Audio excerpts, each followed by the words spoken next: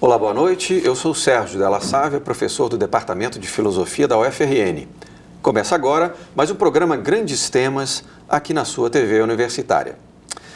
A última quinta-feira foi o Dia Mundial da Água, data criada pela Organização das Nações Unidas em 1992, para discutir o abastecimento de água potável no mundo e aumentar a consciência da população e dos governos sobre a importância da conservação desse recurso natural. A própria ONU estima que hoje quase 2 bilhões de pessoas vivem em áreas sujeitas à escassez severa de água. Mas as notícias não são alarmantes apenas em nível global. No começo deste ano, o maior reservatório do estado, a barragem Armando Ribeiro Gonçalves, entrou em volume morto, atingindo quase 12% de sua capacidade total. Em razão desses dados preocupantes, o Grandes Temas de hoje discute os desafios da segurança hídrica no Rio Grande do Norte. Para isso, contamos com a presença de Geni Formiga, diretora da Empreendimentos da Companhia de Águas e Esgotos do Rio Grande do Norte, a CAERN, Josivan Cardoso, diretor-presidente do Instituto de Gestão das Águas do Rio Grande do Norte, a IGARN, e Joana Dark Freire de Medeiros, doutora em Recursos Hídricos e professora da pós-graduação em Engenharia Sanitária da UFRN. Sejam todos bem-vindos e obrigado por ter aceito o nosso convite. E você que nos assiste em casa também pode participar do programa através do nosso WhatsApp. Envie sua mensagem para o número 99193 6032 e mande a sua mensagem. Participe conosco. Muito bem, meus caros. Semana da Água, né? Na semana passada, Dia Mundial da Água, e a gente, mais uma vez, está aí interessado em saber se esse dia a gente tem o que comemorar ou se essa data e essa Semana da Água nos é a ocasião, né, para a gente discutir questões preocupantes relacionadas ao abastecimento de água no Rio Grande do Norte. Como é que está o contexto do problema da gestão hídrica no estado? Josivan, começa contigo. Bom, primeiro, boa noite. É um prazer estar aqui com você e com nossos colegas aqui conversando um pouco sobre os desafios aí da segurança hídrica para o nosso estado, mas é importante destacar e fazer aí um panorama da situação atual dos recursos hídricos no estado. O estado, ele, como todos os outros estados do semiárido brasileiro, sempre teve sua cultura em reservar água em grandes reservatórios, né? E isso é uma prática por uma situação contextual, natural das regiões semiáridas. E no Rio Grande do Norte nós temos 47 reservatórios que ficam armazenando cerca de 4,9 bilhões de metros cúbicos em uma totalidade, quando assim estão cheios. Esses reservatórios, eles atualmente são monitorados pelo Instituto de Gestão das Águas, que é o IGARN, e vem fazendo isso diariamente em todos os reservatórios desses 47, para poder termos aí uma noção de todo esse armazenamento de água que vem sendo, com muita dificuldade, gerenciado sob a ótica de um desafio muito grande para o estado, que é manter a maior quantidade de água ainda existente nesses reservatórios por mais tempo permissível. Ou seja, sempre esperando que um próximo inverno venha com a maior intensidade e que assim possa promover uma melhoria no índice de reservação de água nesses reservatórios. Dos 47 reservatórios, estamos hoje com 19 reservatórios em volume morto e 14 reservatórios secos. O volume morto de um reservatório é aquele momento em que o reservatório atinge a sua saída de água natural, que é da válvula de espessura, para uma perenização de um rio e que começa a diminuir esta vazão, mesmo que esteja totalmente aberta todos os equipamentos para que a água saia dele para perenizar um rio ou para qualquer outro tipo de uso, e a vazão não se consegue mais sair em sua totalidade. E gradativamente chega um momento em que realmente não sai mais nenhuma água por aquela válvula de espessura. Ou seja, nós dizemos sempre que o volume morto é quando o reservatório não consegue mais verter água pela sua forma natural. Nós temos sangria? Não a sangria. Não, a sangria. A válvula quando ele enche que transborda o sangradouro do açude. Não é este caso. É a válvula dispersora, é o ponto onde não consegue mais naturalmente sair para um determinado local. E nós precisamos adaptar a captação de água. Também não quer dizer que ele entrou em colapso total e secou. Ele simplesmente vai dificultar essa saída, ou até não sair mais, e também precisa se adaptar a essas saídas de água, ou seja, retirada, seja ela por uma concessionária ou por qualquer outro uso que esteja captando neste reservatório. E isso que também dificulta. Cada vez que as diminuições de água acontecem nesses reservatórios, as companhias de água, no caso aqui a CAERN, e os demais municípios que não são abastecidos pela CAERN também sentem dificuldade no seu tratamento da água, para torná-la assim potável e levar à sociedade, pois há um aumento de macro e micronutrientes, porque o espelho d'água diminui, e também aumenta a índice de evaporação. A cada vez que o espelho de água diminui, a insolação é maior, já que nós estamos na região com uma naturalidade disso, de evaporação, também aumenta e faz com que nós tenhamos aí acelera a prática do esvaziamento. Dentro desse contexto todo, nós temos aí os 3 maiores reservatórios do estado, que é Armando Ribeiro Gonçalves, que até no final do ano passado, 2017, também entrou em volume morto. Né? Ele entrou com cerca de 11,7% de sua capacidade e atingiu aí até fevereiro, quase final de fevereiro, onde as chuvas que ocorreram a partir do dia 9 de fevereiro conseguiu recarregar um pouco aquele reservatório com cerca de 24 milhões de metros cúbicos. É bom esclarecer para a população que o reservatório ele tem uma totalidade de 2,4 bilhões de metros cúbicos de armazenamento quando completo, quando cheio, mas hoje ele está com cerca de 282 milhões de metros cúbicos. Ou seja, está com 11,70% de sua capacidade. É muito pouco. É um índice realmente muito preocupante que nunca tinha sido atingido, né, do final do ano passado até hoje, naquele reservatório desde o seu início de operação, ou seja, desde os anos que foi construído. O outro reservatório que nós temos, que também tem uma reservação grande, é o reservatório de Santa Cruz do Apodi, este com aproximadamente 13% de sua capacidade, ainda em uma situação, mesmo que com índice baixo, mas que pela demanda de água que sai dele para os abastecimentos, dá para segurarmos como nós estamos fazendo, com muito controle, muita fiscalização, muito cuidado, em uma parceria muito forte com a concessionária de águas, com os demais usuários de águas do estado. E esse fica em Apodi, é o Santa Cruz do Apodi e fica em Apodi. E também o reservatório de Umari, que não tem uso para abastecimento humano, mas pereniza um rio, e ele atualmente está com cerca de 12% de sua capacidade. Este tem uma produção de piscicultura também nesse reservatório. Os demais reservatórios, quais não precisa denominar todos, mas todos estes estão em estados de situações críticas, aguardando realmente uma melhoria nessa situação do inverno que possa vir. Mas ressaltamos que a situação poderia estar bem pior. Se não fossem todas as ações tomadas por gestão, negociação alocada junto com os usuários, buscando intensificar o processo de fiscalização de usos, buscando controlar e monitorar diariamente esses reservatórios, nós poderíamos não ter tido êxito numa meta que foi feita em 2015.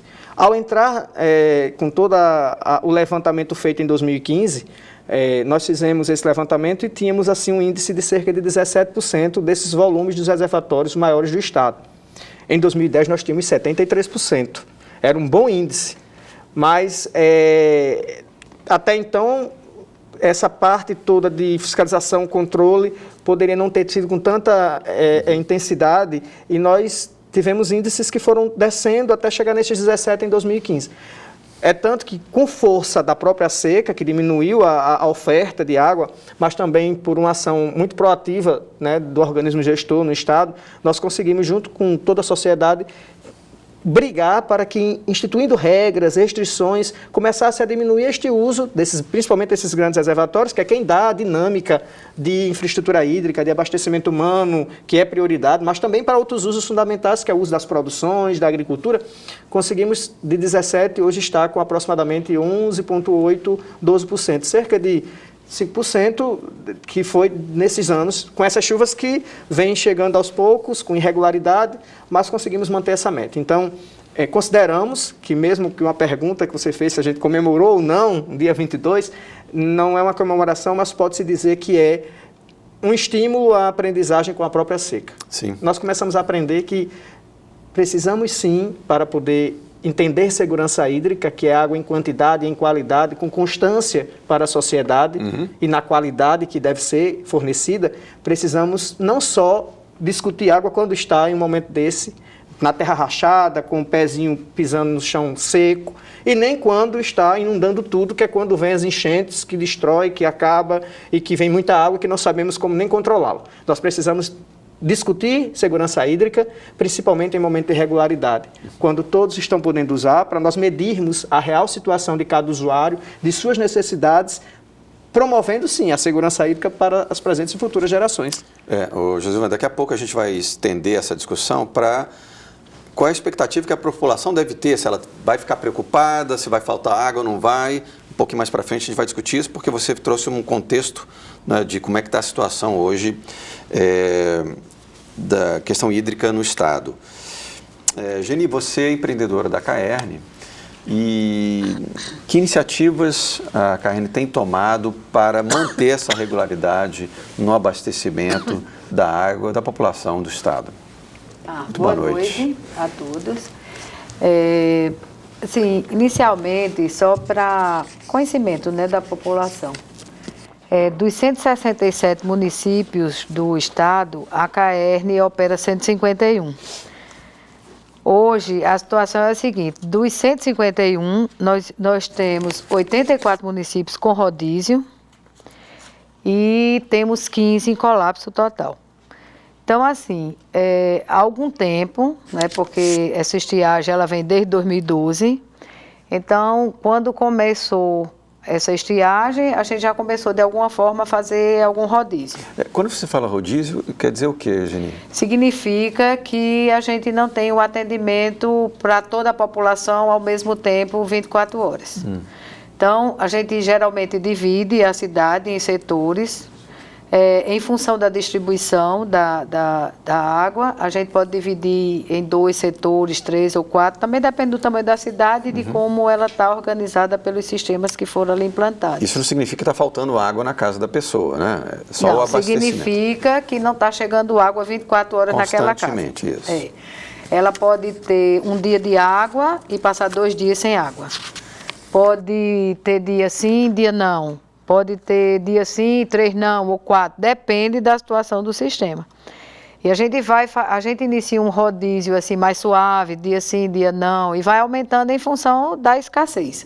Quanto mais escasso vai ficando a água nos reservatórios, né, ou mananciais de superfície, ou porque de alguma forma o manancial subterrâneo também tem sofrido, né, porque o nível da água, mesmo no subterrâneo, tem baixado bastante, por conta desse período tão extenso de estiagem, né? Então, não está havendo recarga, nem dos mananciais de superfície, e menos também dos de subterrâneo. Então, a situação é essa. E o que a Caerne faz? Ela vai ao máximo da capacidade dela de retirar a água do manancial que está disponível. Como o Josilvan falou, é a questão da quantidade e da qualidade. Às vezes até tem as pessoas dizem assim, ainda tem água, mas é uma água que não tem mais condição de ser tratada para ser fornecida. A Caerne, ela tem, como prestadora de serviço, a obrigação de entregar dentro dos padrões que são estabelecidos pela Organização Mundial de Saúde. Então, quando ela não consegue mais tratar, para ela atender na potabilidade que é exigida, ela não tem condição de distribuir. Às vezes, acontece até da gente distribuir, mas quando há um acordo com a população, a gente faz reuniões, faz audiências públicas para dizer, não tem mais condição. Então, mas às vezes a pessoa precisa para outros usos, que não é para beber.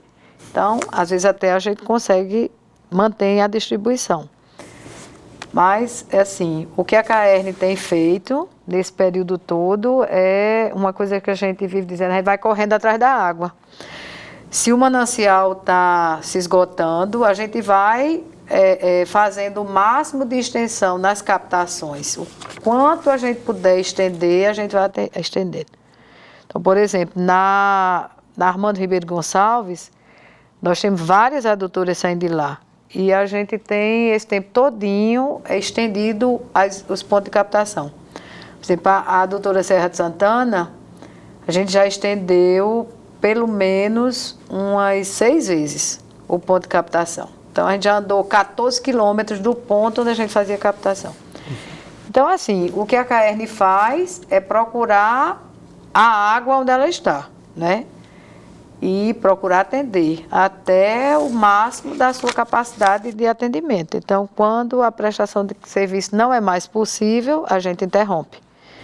Certo. E aí, hoje no estado, nós temos 15 cidades sem água. 0, né? Colapso para a gente é quando a gente desliga o equipamento e não bota mais nenhuma água na torneira. Infelizmente, a gente está nessa situação. Mas assim, todo o esforço, inclusive de ações até que... como nós somos uma empresa que presta o serviço se a gente tem aquela água para a gente utilizar, tratar e distribuir. Mas quando a gente não tem mais essa água, é assim, aí a prestação de serviço da CAERN, ela tem que ser encerrada, a CAERN deixa de faturar, né? Ela deixa de apresentar a cobrança e suspende todo o atendimento. E aí, nesses momentos críticos, ou de cheia ou de seca, entra a Defesa Civil, tanto a Defesa Civil do município, como do Estado, como da União. E assim, mas mesmo que a CAERN não tenha a obrigação, né, a gente se sente obrigado de prestar um serviço o quanto puder, que é até uma questão social. Mesmo que a legislação, assim, a gente esteja pela legislação, tipo assim, livres da prestação de serviço porque não tem a água, mas de alguma forma a gente faz alguma ação para que a gente possa contribuir também, né? Porque a gente tem que ver a questão social. Que ninguém vive sem água, né? Não é possível. Não é possível.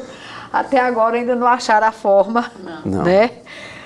Das pessoas viverem sem água. Então, o máximo que a gente pode fazer, a gente faz. Então, assim, a CAERN fica numa situação que ela tem o seu faturamento reduzido, porque ela deixa de faturar, e ela tem as despesas aumentadas, porque aí quanto mais difícil vai ficando a água em quantidade, ela também vai ficando pior na qualidade.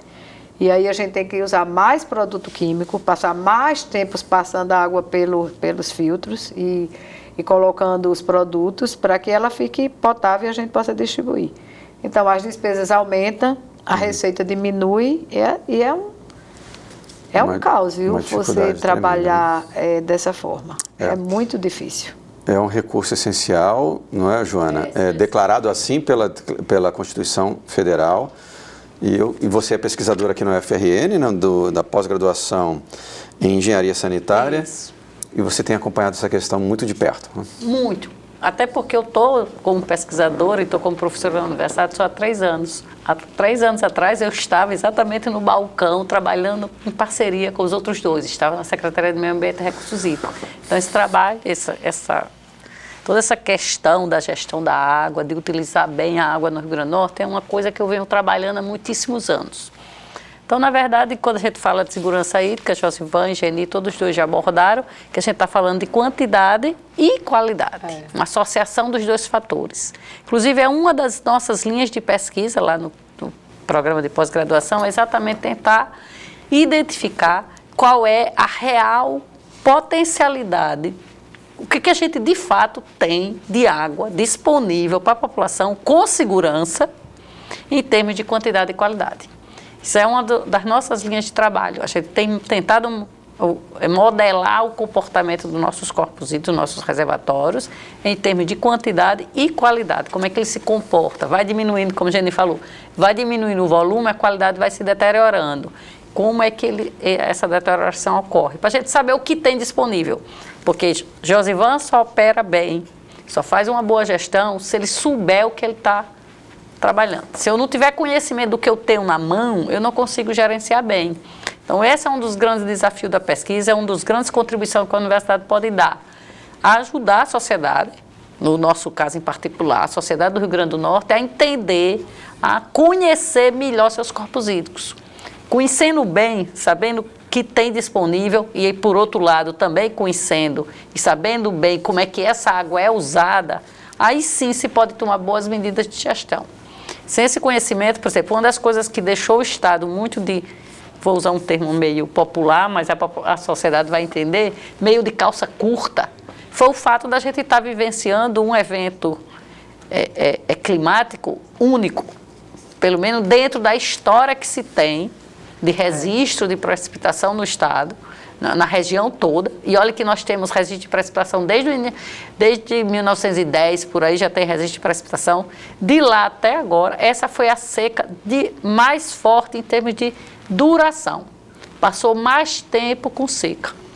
Inclusive, se o inverno continuar do jeito que está, corremos o risco de ter outra seca novamente esse ano. Deus queira que não, as previsões é que não, mas a coisa está meio descontrolada ainda. Joana, essa realmente é fundamental, né, que o poder público seja municiado de informações concretas sobre a situação dos reservatórios para tomar decisões mais acertadas, né, Josivan? E isso começou quando? Quer dizer, houve um momento em que essas informações não eram muito fiáveis? Na verdade, é sempre um aprendizado constante, certo? O Estado monitora e vem monitorando esses corpos hídricos, mas é como eu estava comentando, como o evento atual, ele foi um evento único, se nós pegarmos com a ciência que se tem hoje, conhecimento de universidades, conhecimento acadêmico, pegássemos as informações que se tinha sobre a hidrologia do semiárido, e isso vale para todo o semiárido, que você vê que essa informação de problema de disponibilidade hídrica que o Rio Grande do Norte vive, ele é compartilhado com os demais estados do Nordeste. Então, se a gente pegar essas informações que a gente tinha, porque essa seca, esse evento, está nos ensinando também pesquisadores. Se a gente pegar essas informações que se tinha até 2010, da hidrologia da região, e nós chegávamos à conclusão, por exemplo, que a irmã Ribeiro Gonçalves não tinha problema de demanda hídrica. Ele atendia suas... Ou seja, ela tinha água suficiente para atender suas necessidades sem problema nenhum. Nunca tinha tido, no histórico daquele reservatório, nenhum problema de falta de água. Essa seca mostrou que essa realidade não é totalmente verdadeira. Então, uma das coisas que nós estamos estudando é exatamente isso. Qual foi o impacto deste evento atual nas estatísticas da hidrologia que tínhamos anteriores? Porque ela está impactando. Provavelmente, todas as que a gente usa, o termo técnico, que a sociedade não vai entender bem, mas o que a gente usa para dizer se tem água ou pouca água ou muita água no reservatório, a gente usa o termo de vazão regularizada, que é a capacidade que o reservatório tem que ter regularizar. Esta capacidade era uma, com as informações até 2010, por exemplo. E ela hoje, quando você coloca de 2012 para cá, e analisa, você com certeza diminuiu essa quantidade de água. E isso nós, da academia, podemos ajudar bastante a sociedade, podemos trazer essa contribuição para a sociedade, avaliando esses impactos. Tem outra coisa que é muito importante que se diga. Nossos estudos já têm mostrado que existe uma relação bem forte entre... Isso não é nenhuma novidade. Quem é do interior vai dizer, a doutora está dizendo uma coisa que todo mundo já sabe. Que em função de como você ocupa a bacia hidrográfica, as atividades econômicas que você realiza na bacia hidrográfica, isso vai impactar diretamente na sua disponibilidade hídrica, em termos de quantidade e qualidade. E a gente tem desmatado muito nossas bacias, a gente tem tratado ela de forma muito descuidada, eu diria assim. A gente quase não deixa mais mata ciliar nos nossos reservatórios, nem nos nossos rios. Então, são coisas que a gente precisa começar a despertar. Essa seca nos mostrou que a gente não pode ficar num ambiente de conforto. A gente não tem esse ambiente de conforto. A gente precisa ampliar o conhecimento e ampliar as ações. As duas coisas é preciso fazer. Perfeito. E esse desmatamento descontrolado, né, isso é causado por populares ou por empresas, fundamentalmente?